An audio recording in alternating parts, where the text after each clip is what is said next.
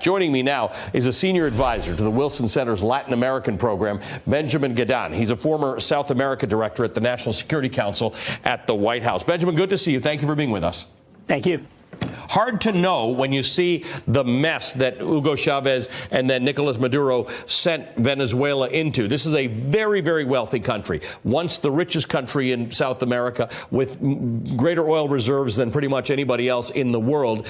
Hard to see why it's a bad thing to push that administration out, but the U.S. does have a bad record.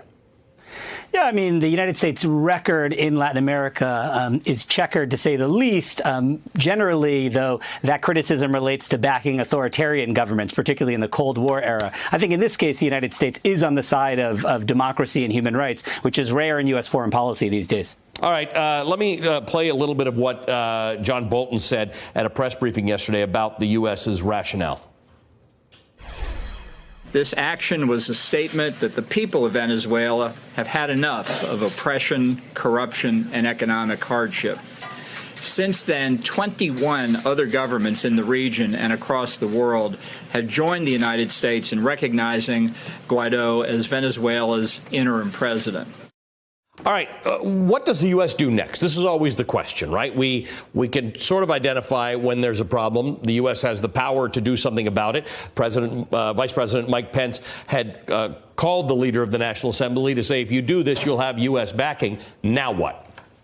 Yeah, I mean, that's the key question. It appeared the United States thought it could conjure a new government out of thin air. And somewhat surprisingly, a lot of governments signed on. I think there's great exhaustion with the Venezuelan regime. The country has collapsed. The health sector has collapsed. And there was just a sense of exhaustion with other options. Right now, however, the question is, how do you make that a reality? And that's a path that's unclear.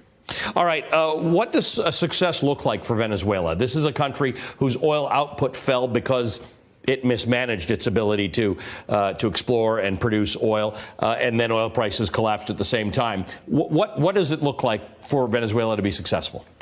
I think in the long term, Venezuela's prospects are actually quite good. It has the largest oil reserves in the world, a history of stable democracy, and being one of the wealthiest countries in the Western Hemisphere. The question is, how do you get there? How do you start to rebuild this economy? And the only way you can do it is some kind of political transition that everyone hopes will be peaceful and democratic. The path to that transition is still not clear. There are still a lot of angry people in Venezuela who feel that Chavez and Maduro were running some sort of populist revolution for poor people. Will they go along with this? They won't unless they're guaranteed some role in the future of Venezuela, and they certainly should be. I think about a third of Venezuelans still support the ideology of Hugo Chavez, though they don't support Nicolas Maduro, and they certainly don't support the authoritarianism that they're suffering from today. The question is, how do you incorporate them into public life while having a clean break from the criminal cabal that now governs the country? Benjamin, thanks for joining me. Benjamin Gedan is a senior advisor at the Wilson Center and former South America director on the National Security Council at the White House.